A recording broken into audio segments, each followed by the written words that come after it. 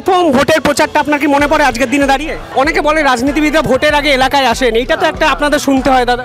উত্তর দমদমের মাটি থেকে সুজন চক্রবর্তী কমপক্ষে 20,000 ভোটে জিতবেন এই বিধানসভা কেন্দ্র থেকে। ইঞ্চিতে ইঞ্চিতে বুঝে নেব কোনো রকম মস্তানি। আপনি যে কোনো জায়গা থেকে দাঁড়াতে পারতেন, দমদমকে আলাদা একটা পছন্দের জায়গা।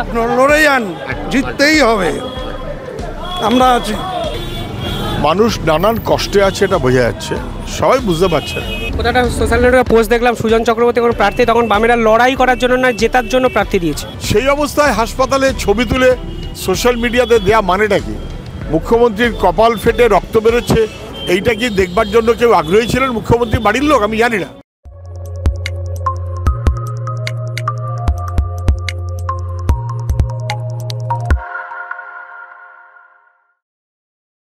এই মুহূর্তে একদম আছি বিরাটিতে, যেখানে দমদমের লোকসভা কেন্দ্রের প্রার্থী সুজন চক্রবর্তী এসছেন। চারিদিকে মানুষের ঢল। সুজনদা দেখতে পাচ্ছেন একদম ফুটপাতে উঠে গেছে। আমি কথা বলার চেষ্টা করব নিঃসন্দেহে সুজনদার সঙ্গে। মানুষের ভিড়, পিছনে আছে তন্ময় ভট্টাচার্য, এখানে আছেন। একদম যদি বলা হয় একই সঙ্গে এই মিছিল এগিয়ে যাচ্ছে এই মুহূর্তে নিমতা থানার দিকে, বিরাটি ব্রিজের পর ছিল। সুজনদা, নতুন চ্যালেঞ্জ কিভাবে দেখছেন? এই নতুন চ্যালেঞ্জ, আসল চ্যালেঞ্জটা হচ্ছে মানুষ যে নানান সমস্যার মধ্যে পড়েছে। রাজ্যের 12টা বেজে গেছে, বাঁচাতে হবে মানুষকে, বাঁচাতে হবে বাংলাকে, বাঁচাতে হবে দেশকে। যদি এমনটা হয় যে মানুষের কাছে রাজনীতি মানে ধান্দাবাজি, তাহলে সর্বনাশ হয়ে যাবে। মানুষের জন্য কাজ করা, বুঝতে পারছেন সবাই? অবশ্যই মানুষের জন্য কাজ করা, চায়ের দোকান থেকে শুরু করে সব জায়গায় জনসংযোগ কর্মসূচিতে। প্রথম ভোটে দাঁড়িয়েছেন। এই ভোট রাজনীতি আপনার কাছে নতুন নয়। প্রথম ভোটের প্রচারটা আপনার কি মনে পড়ে আজকের দিনে দাঁড়িয়ে? হ্যাঁ, ভালো ভালো। মানুষ খুব সদর্থক, মানুষের সঙ্গে থাকা, মানুষের সঙ্গে আছে। এটা আমাদের শুধু ভোটের প্রচার না, সারা বছরের কাজের মধ্য দিয়েই হয়। মানুষ জানেন আমি সারা বছর কাজের মধ্যে থাকি। আমাদের পার্টি সারা বছর মানুষের সঙ্গে, মানুষের লড়াইতে থাকে, নীতিগত অবস্থান নিয়ে। অবশ্যই বুঝতেই পারছেন মানুষকে ঘিরে ধরে রীতিমতো উচ্ছ্বাস। সুজনদাকে কেন্দ্র করে ফুটপাতে উঠেছেন, সবার সঙ্গে কথা বলার চেষ্টা করছেন। পিছনে লম্বা মিছিল। আমার সিনটা একটা অভূতপূর্ব সিন। সুজনদা, আপনি সারা রাজ্যে দৌড়ে বেড়াচ্ছেন, প্রেস কনফারেন্স করছেন, ভোটের প্রচার করছেন, এবং সব জায়গায় এই এনার্জিটা কোথা দিয়ে পান? আমি তো মনে করি আসল এনার্জি হচ্ছে মানুষ। মানুষের প্রয়োজন যদি আমার কাছে মূল বিবেচনার বিষয় হয়, তাহলে এনার্জিতে অসুবিধা হওয়ার কথা নয়। আর ব্যক্তির স্বার্থ হলে আলাদা কথা। মানুষের স্বার্থ অনুযায়ী চলতে চাই, চলবার চেষ্টা করি। অবশ্যই দোকানের মধ্যে এই মুহূর্তে সুজনদা আছেন, দেখতে পাচ্ছেন এই অভূতপূর্ব প্রচারের দৃশ্য। সুজনদা, এটা অনেকে বলে রাজনীতিবিদরা ভোটের আগে এলাকায় আসেন, এইটা তো একটা আপনাদের শুনতে হয় দাদা। না না, ওটা খুব একটা শুনতে হয় না, এখানেও শুনতে হয়নি। আচ্ছা, আমি এখানে কোনোদিন ভোটে দাঁড়াইনি, কিন্তু আমি এখানে বহু যাতায়াতের মধ্যে থেকেছি, যে কোনো বিষয় দিয়ে থেকেছি। আমার কাছে যাদবপুর যেমন, দমদমও তেমন। আমার কাছে খুব ফারাক কিছু না। আমি প্রথম যাওয়ার ভোটে দাঁড়াই, সেটা বারুইপুর, সেটা আমার নিজস্ব জায়গার মতনই। যাদবপুরও আমার নিজস্ব জায়গার মতনই। একদম এখানে আমাদের লোক তোমাদের লোক, এই বিষয়টা হচ্ছে একদম ভোটের প্রচার। চারিদিকে দেখতে পাচ্ছেন একটা অভূতপূর্ব ক্রেজ, মানে এই বামেদের মিছিলে এই ক্রেজ, এবং তন্ময় ভট্টাচার্য এখানে স্বয়ং উপস্থিত। তন্ময়দা, কি বুঝছেন এই ক্রেজ দেখে? উত্তর দমদম বরাবর বামপন্থীদের শক্ত ঘাঁটি। ছল চাতুরি করে, জালিয়াতি করে 2021-এর বিধানসভা নির্বাচনে তৃণমূল কংগ্রেস জিতেছিল। উত্তর দমদমে সাংগঠনিক দিক থেকে আমরা শক্তিশালী, রাজনৈতিক দিক থেকে আমাদের প্রভাব বেশি। উত্তর দমদমের মাটি থেকে সুজন চক্রবর্তী কমপক্ষে 20,000 ভোটে জিতবেন এই বিধানসভা কেন্দ্র থেকে। আপনি লিখে রাখতে পারেন যে এই বিধানসভা কেন্দ্র 20,000 ভোটের লিড দেবে। আপনার কাছে চ্যালেঞ্জ আপনি মনে হচ্ছে কোথাও? না, ব্যক্তি আমার কাছে না, আমরা ব্যক্তি কেউ কিচ্ছু না। আমাদের পার্টির শক্তিশালী ঘাঁটি এটা। আমাদের পার্টির রাজনৈতিক প্রভাব এখানে অনেক বেশি। আমাদের জেলা পরিষদের সভাধিপতি প্রয়াত নন্দলাল ভট্টাচার্য এখানকার পার্টি তৈরি করেছেন, এখানকার পার্টি তৈরি করেছেন চিত্তদাস শর্মা, এখানকার পার্টি তৈরি করেছেন আমাদের চিত্তরঞ্জন সেন। এই যে উত্তর দমদম, এই উত্তর চিত্ত বসু, সরি চিত্ত সেন বলেছি, চিত্ত বসু, সাধন সরকার, এই যে হেরিটেজ বহন করছে উত্তর দমদমের পার্টি, এই হেরিটেজ এত সহজে নষ্ট হয়ে যাওয়ার না। সুতরাং উত্তর দমদম থেকে যে কোনো রকম প্রতিরোধ, যে কোনো রকম মস্তানি গুন্ডামির চেষ্টা যদি হয়, উত্তর দমদম ইঞ্চিতে ইঞ্চিতে বুঝে নেবে, ইঞ্চিতে ইঞ্চিতে বুঝে নেবো কোনো রকম মস্তানি। তরুণ তরতাজা যুবক মনে হচ্ছে এই কথাগুলো শুনে। আমার পাশে মনে হচ্ছে আমি বয়সে অনেক বৃদ্ধ। বয়সটা হয়েছে তন্ময়দা, অনেকে কমেন্ট করবেন কিন্তু। না না, হোক বয়স যাই হোক, আদর্শ, রাজনীতি, মূল্যবোধ আমাদের কাছে বয়সের চাইতে অনেক বেশি মূল্যবান। আমরা যে কোনো বয়সেই আদর্শচ্যুত হই না, আমরা যে কোনো বয়সেই রাজনীতিচ্যুত হই না, আমরা যে কোনো বয়সেই মূল্যবোধচ্যুত হই না। আমাদের মধ্য থেকে আপনি টিকিট না পেয়ে তৃণমূল থেকে বিজেপিতে চলে যাওয়া পাবেন না। মমতা ব্যানার্জি বললেন অর্জুন এখনো বিজেপির এমপি, তাই টিকিট দিইনি। তো বিজেপির এমএলএ মুকুটমণি অধিকারীকে টিকিট দিলেন কেন? বিজেপির আরও দুজন এমএলএকে টিকিট দিলেন কেন? বিশ্বজিৎ দাস কোথাকার এমএলএ? বিজেপির এমএলএ না, তাকে কেন টিকিট দিলেন? অসংখ্য প্রশ্ন, রাজনৈতিক প্রশ্ন। তন্ময়দা একদম লিডিং ফ্রম দ্য ফ্রন্ট, সুজনদা এদিকে আছেন, একদিকে তন্ময়দা একদম জোড়া ফলা। এই দমদমের মাটিতে বামেদের যদি এই মিছিল বলা হয় লোকসভা নির্বাচনকে কেন্দ্র করে, একটা অভূতপূর্ব দৃশ্য। অন্তত বাম ফিরবে নাকি জানি না, কিন্তু এই লড়াই নিঃসন্দেহে বাংলার মানুষকে ভাবাতে বাধ্য। সন্ধ্যা, দমদমকে বেছে নেওয়া কেন? অনেকে ওই এই প্রশ্ন আপনার আসবে যে আপনি যে কোনো জায়গা থেকে দাঁড়াতে পারতেন, দমদমকে আলাদা একটা পছন্দের জায়গা। এমনি যা হয়, আমরা আলাপ আলোচনা করছিলাম কম বয়সীদের, তারা খুবই তাদের উপরে ভরসা করা যায়। আমাদের বহু কম বয়সী ছেলে মেয়ে কমরেড আছে, তাদেরকে আমরা নির্বাচনে কেন অনেক কাজে এগিয়ে দিচ্ছি। ফলে ওরাই সামনে থাকুক লড়াইতে, আমরা ওদের সঙ্গে সাহায্যকারী, পরামর্শদাতা, এগিয়ে নিয়ে যেতে ব্যবস্থা করা। তো তারপরে সবাই মিলে আলাপ আলোচনা করে সে করা হলো, বিষয় যাতেই করা হলো। অনেকেরই পরে মত হলো যে দু একজন সিনিয়র কমরেড সঙ্গে থাকাটা ভালো, একটা কম্বিনেশন। আমরা তো নবীন প্রবীণ কম্বিনেশন করেই চলি, অভিজ্ঞ এবং চাঞ্চল্য দুটোর কম্বিনেশন। তাতে কমরেডরা মনে করলো যে এই সিটটা আমরা, মানে আপনাদের দলে নবীন প্রবীণে কোনো দ্বন্দ্ব নেই? না না না, আমাদের দলে ওটা তৃণমূল না, আমাদের দলে সব নেই। তাহলে আমি যাদবপুরের লোক, সবাই আশা করতেই পারে তাহলে যাদবপুরে আমি দাঁড়ালাম, তাহলে দাঁড়ালাম না কেন? সেখানে সৃজন কেন? Correct decision, correct. তা আমারই প্রস্তাব, আমাদেরই প্রস্তাব, সবাই মিলিয়ে আমরা। তো আমরা কেউ একজন করি না, সবাই মিলে করি। এবং তারপরে পরে কথা হলো যে না, এক আধজনকে দাঁড়াতে হবে, দাঁড়ানো উচিত, তখন আমার বলা হলো দমদম। আবার কেউ কেউ বলতে পারেন যে দমদম আপনার কম পরিচিত না, কম পরিচিত না। দমদমও আমি ইকুয়ালি চিনি, দমদমের মানুষও আমাকে চেনে। ভালো, খুব ভালো জায়গা দমদম, পুরনো সংগ্রামের জায়গা, লড়াইয়ের জায়গা। দমদমে মানুষ খুব পজিটিভ এবং মানুষ স্থির করছেন যে যা চলছে এই জিনিস চলতে দেওয়া যায় না। না, আপনার প্রতিপক্ষে যারা আছেন নিঃসন্দেহে এখন একজনের নাম জানা গেছে, সৌগত রায়। তিনিও বর্ষিয়ান রাজনীতিবিদ। আলটিমেটলি উনি এইভাবে প্রচার এখনো শুরু করতে পারেননি। আপনি এখন পায়ে হেঁটে তো ম্যাচ শুরুর আগেই এক গোলে এগিয়ে আছেন মনে হচ্ছে। সৌগতদা আমার চাইতে অনেক সিনিয়র, উনি সুস্থ থাকুন। আমি পুরনো অধ্যাপক সৌগত রায়কে চিনতাম, যদিও এখন অনেকে বলে যে অধ্যাপক সৌগত রায়কে তারা চেনেন না, তারা ওই হাতে হাতে টাকা নেওয়া, থ্যাংক ইউ বলা, সেই সৌগত রায়কে মানুষ চিনতে চাইবেন কিনা মানুষ ঠিক করবেন, আমার কোনো মত নেই। আমার কোনো মত নেই, আমার শুভেচ্ছা থাকলো সবার প্রতি, এইটুকুই। এর চেয়ে বেশি আমি কিছু বলতে চাই না। প্রতিপক্ষ প্রার্থী নিয়ে আমি সচরাচর কথা বলতে চাই না।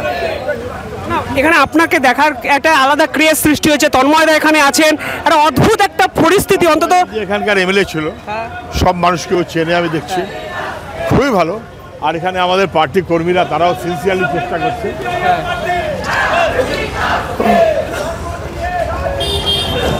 অদ্ভুত একটা দৃশ্য, মানে অন্তত এই এলাকায় মনে হচ্ছে, অনেকে বলেন বাম হারিয়ে গেছে, আর তন্ময়দা বামকে মোটামুটি আপনি বাঁচিয়ে রেখেছেন এই এলাকায় অন্তত। আমি তো আগেই বললাম, উত্তর দমদম বামপন্থীদের শক্ত ঘাঁটি, এবং এ ঘাঁটিকে দুর্বল করা এত সহজ না। আমরা শূন্য হতে পারি, কিন্তু মানুষের কাছে আমরা যখন গিয়ে বলি আমরা বিধানসভায় শূন্য, আমরা লোকসভায় শূন্য, আমরা তিহার জেলেও শূন্য, আমরা সিবিআইয়ের তালিকাতেও শূন্য, আমরা ইলেকটোরাল বন্ডেও শূন্য, আমরা চাল চুরিতেও শূন্য, পাথর চুরিতেও শূন্য, গরু চুরিতেও শূন্য, কয়লা চুরিতেও শূন্য, সোনা চুরিতেও শূন্য, তখন মানুষ এই এতগুলো শূন্যের জন্য গর্ববোধ করতে বলেন আমাদের। আর প্রথম দুটো শূন্যের জন্য আমাদের বেদনা আছে, যন্ত্রণা আছে। সেই শূন্যের অবসান আমরা এই লোকসভা নির্বাচন দিয়ে ঘটানো শুরু করব। আর 2026-এর বিধানসভা নির্বাচনে বাংলার মানুষ নতুন ইতিহাস রচনা করবেন। অবশ্যই তন্ময়দা এক স্টেপ এগিয়ে খেলছেন, সবসময় এক স্টেপ এগিয়ে বলেছেন ইতিহাস রচনা করবেন, লোকসভা নির্বাচনে শূন্য এই বিষয়টা বামেদের পক্ষ থেকে আসবে, এবং যার কাঁধে, যাকে সামনে রেখে বামেরা এগোতে চাইছেন, নিঃসন্দেহে সুজন চক্রবর্তী আমার সঙ্গে এই মুহূর্তে আছেন। সুজনদা, পায়ে হেঁটে প্রচারে নিঃসন্দেহে সৌগতরা এখনো সেই অর্থে শুরু করতে পারেননি। আপনি সারা রাজ্যে এমনি দৌড়ান, এটা কোথাও কি একটা বাড়তি, অ্যাডভান্টেজ, এনার্জিতে প্রতিপক্ষকে ঘায়াল করে বলতে পারবো না, কিন্তু সৌগতদা আমার চাইতেও বেশি হাঁটবেন, অসুবিধা কি আছে? সৌগতদা তিনি আমার প্রতিপক্ষ প্রার্থী হতে পারেন, তিনিও মানুষের কাছে যান, একবার করে আরেকবার যান, মানুষ যেন তাকে রোজ পায় সেটা ইম্পর্টেন্ট।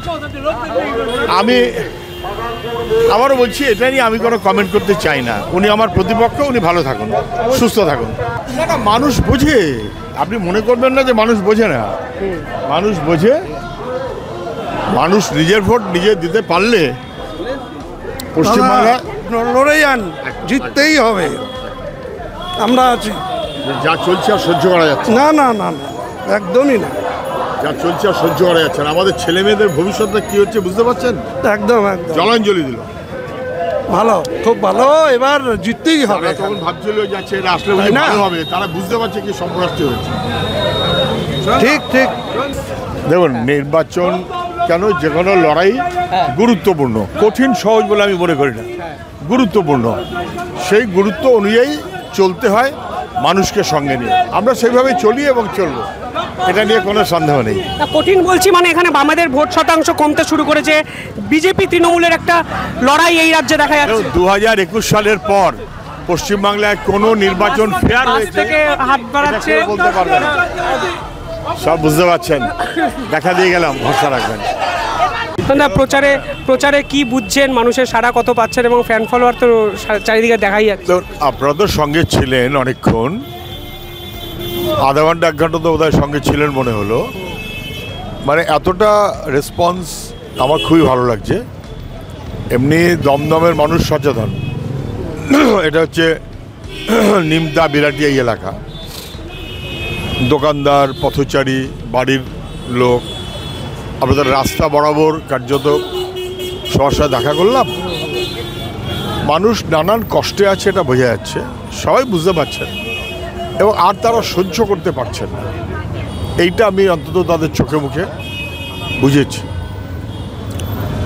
আর সেই মানুষ নিজেরা কেউ কম বোঝেন তা না, তারা যথাযথ সিদ্ধান্ত নেবেন, তাদের উপরেই আমাদের ছেড়ে দেওয়া। আমি ওই এখানকার কেউ বলতেন আগের দিন বলে আসবে, ভোট দেবে না ইত্যাদি, এজেন্টরা কি করবে, ওই দাপট দেখানো মনোভাব লোকে পছন্দ করে না। আমরা মানুষকে বলবো, আপনার স্বাধীন মত, আপনি যা মনে করবেন সেটাই আপনি করবেন, মতটা আপনার চারপাশ দেখে নিন, ভবিষ্যৎ প্রজন্মের দিকে খেয়াল রাখুন, ওদের জীবন কিন্তু ছাড়খাড় করে দিচ্ছে রাজ্য এবং কেন্দ্র মিলিয়ে। কোথাটা সোশ্যাল নেটওয়ার্কে পোস্ট দেখলাম সুজন চক্রবর্তী কোনো প্রার্থী, তখন বামেরা লড়াই করার জন্য না জেতার জন্য প্রার্থী দিয়েছে। আপনি কতটা আশাবাদী? অনেকেই অনেক রকম পোস্টিং দেন, যে দিয়েছেন তিনি সেরকম মনে করেছেন বলে আমি মনে করি পশ্চিমবাংলার সব জায়গাতেই আমরা জিতবার জন্য লড়ি। হ্যাঁ অবশ্যই দমদমে তো জিতবার জন্য লড়ছি বটেই, কিন্তু সব জায়গাতেই আমরা জেতার জন্য লড়ি। মানুষ স্বাধীন চিন্তায় ভোট দিলে তৃণমূলকে রিজেক্ট করছে, বিজেপি তার বিকল্প নয়, এটাও কিন্তু মানুষ বুঝতে পারছে। মানে তৃণমূলের প্রার্থী তালিকায় তো 5 জন বিজেপির নেতা, 3 জন তো এক্সিস্টিং এমএলএ। তৃণমূল বিজেপির বিরুদ্ধে, বিজেপি তৃণমূলের বিরুদ্ধে, এটা ভুল কথা। বিজেপি তৃণমূলের বিরুদ্ধে মানুষের গ্যারান্টি হচ্ছে লাল ঝান্ডা। না চায়ে চুমুক দিতে দিতে পরের প্রশ্নটা করতে ইচ্ছা করছে। একাধিক নতুন মুখ, সায়ন তমলুকে, সৃজন যাদবপুরে, তার পাশাপাশি আপনি, নবীন প্রবীণের যুদ্ধ এই দলে নেই তো, মানে লড়াইটা কিভাবে দেখেন এবং এই তরুণ মুখদের আপনি কি পরামর্শ দেবেন? আমরা বরাবরই নবীন প্রবীণ, অভিজ্ঞতা সম্পন্ন এবং চাঞ্চল্য এই দুটোর মিশেল করে চলেছে। এটা এরকম নয় যে আজকে আমরা নতুন করছি। গৌতম দেব যখন বিধানসভা ভোটে প্রার্থী হয়, কিংবা বংশগোপাল চৌধুরী যখন বিধানসভা ভোটে প্রার্থী হয়, তখন সব চর্চা কম ছিল, নেহাতি কম বয়স। পশ্চিমবাংলায় আজ পর্যন্ত সবচেয়ে কম বয়সে হওয়া এমএলএর নাম বিমল মিস্ত্রি, তখন তার সবেমাত্র ভোটে দাঁড়াবার যোগ্যতা হয়েছে। ফলে নবীন প্রবীণের কথা না,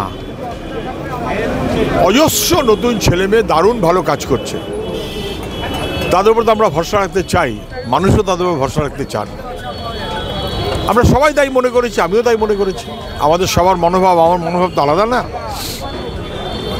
সৃজন দাঁড়িয়েছে যাদবপুরে, কি দীপশিতা দাঁড়িয়েছে শ্রীরামপুরে, কি এরকম আপনি তালিকা দেখবেন। আমাদের 13 জনের যে তালিকা বেরিয়েছে 16 জনের, তার মধ্যে 2 জন এর আগে লোকসভা ভোটে দাঁড়িয়েছেন, বাকি এর আগে কেউ লোকসভা ভোটে দাঁড়াননি, অন্য ভোটে দাঁড়িয়েছেন এমন আরও 3-4 জন আছেন। কিন্তু নতুন এবং আমাদের অভিজ্ঞতা সম্পন্ন, এই দুয়ের মিশ্রণ করে মানুষ খুব ভালোভাবে নিয়েছে। কেউ একটা আবার দেখলাম পোস্ট দিয়েছে যে বামফ্রন্টের প্রার্থী তালিকা দেখে কেউ কি পিছন থেকে ধাক্কা খেয়ে পড়ে গেলেন। যে যেরকম বুঝেছে সে স্বাগত দিচ্ছে, কিন্তু এটা ঠিক যে বামফ্রন্টের প্রার্থী তালিকাটা মানুষ মন থেকে ভরসা করার মতন তালিকা। আপনি বিশ্বাস করেন ওটা দেখে কেউ পিছন থেকে ধাক্কা মেরে ফেলে দিয়েছে না পড়ে গেছে? বিশ্বাস করি না, বরঞ্চ আপনি আমায় যদি বলেন, খুবই খারাপ লাগে যে মুখ্যমন্ত্রী তাকে পিছন থেকে কেউ ঠেলা দেবে, তারপর তিনি পড়ে যাবেন। বাড়ির মধ্যেই হোক আর বাড়ির বাইরেই হোক, বাড়ির বাইরে হলে তো অন্যদের বলতে পারতেন, এখানে তো আর বিরোধীদের বলতে পারবেন না, বাড়ির মধ্যে। তারপরে যেভাবে পড়লেন, কপাল ফাটলো, তারপর নাক ফাটলো, কেউ কেউ বলছেন পা ফাটাচ্ছে, কপাল ফাটাটা আরও খারাপ। আমি ওসব আলোচনার মধ্যে যাই না, কিন্তু আমার একটাই খারাপ লেগেছে যে মুখ্যমন্ত্রীর নিজের বাড়িতে অবহেলা এত বেশি কেন? যে রক্তটা বেরোবার পর একটা ন্যাকড়া দিয়ে, কাপড় দিয়ে, তুলো দিয়ে, ডাক্তার দরকার হয় না তো, কাপড়ের খোঁট দিয়ে রক্তটাকে মুছে দিয়ে হাসপাতালে নিয়ে যেতে পারলো না, যেতে যেতে মুছে দিতে পারলো না। হাসপাতালে গেল, রক্তের স্রোত তো না, মানে দাগ দাগ হয়ে রয়েছে খানিকটা, যদি স্রোত হয়, সেই অবস্থায় হাসপাতালে ছবি তুলে সোশ্যাল মিডিয়াতে দেয়া মানেটা কি? মুখ্যমন্ত্রীর কপাল ফেটে রক্ত বেরোচ্ছে, এইটা কি দেখবার জন্য কেউ আগ্রহী ছিলেন মুখ্যমন্ত্রীর বাড়ির লোক? আমি জানি না, যেই হোক ওরা ঘনিষ্ঠ, এটা লোকে ভালোভাবে নেয় না। আমি দ্রুত ওনার সুস্থতা কামনা করি, উনি দ্রুত সুস্থ হন, মানুষের মধ্যে উনি থাকুন, ভালো করছেন মন্দ করছেন মানুষ বিচার করবে। চা খেতে খেতে ওনারা বলছেন তাড়াতাড়ি শেষ করতে, না নওশাদকে পাশে পেলে কি একটু ভালো হতো? মানে যেখানে ক্যান্ডিডেট দিয়েছে আনএক্সপেক্টেড কোথাও গিয়ে বামেদের ক্ষেত্রে। আমি জানি না এখনো কি ক্যান্ডিডেট দিয়েছে, পরে দেখে বলবো। অবশ্যই ঠিক আছে। পরিষ্কারভাবে সুজন চক্রবর্তী আশাবাদী, সৌগত রায়কে বার্তা থেকে শুরু করে সুজনদারির মিছিলে ছবি তুলছেন, তার পিছন দিয়ে আমি আউটরো দিচ্ছি, বুঝতেই পারছেন ক্রেজ, হঠাৎ করে বামেদের ক্রেজ দমদমে ভীষণ মাত্রায় দেখা যাচ্ছে। ছবি তুলছে, এবার আমাকে মারবে, আমি একটু সাইড হয়ে যাই। দেখতে থাকুন শিবম দাসের ইউটিউব চ্যানেল। কমেন্টে জানাবেন নিঃসন্দেহে আপনাদের কেমন লাগলো, কী মনে হচ্ছে, কী ভাবছেন আপনারা অন্তত দমদম ক্ষেত্রে সুজনদাকে দেখে। ধন্যবাদ।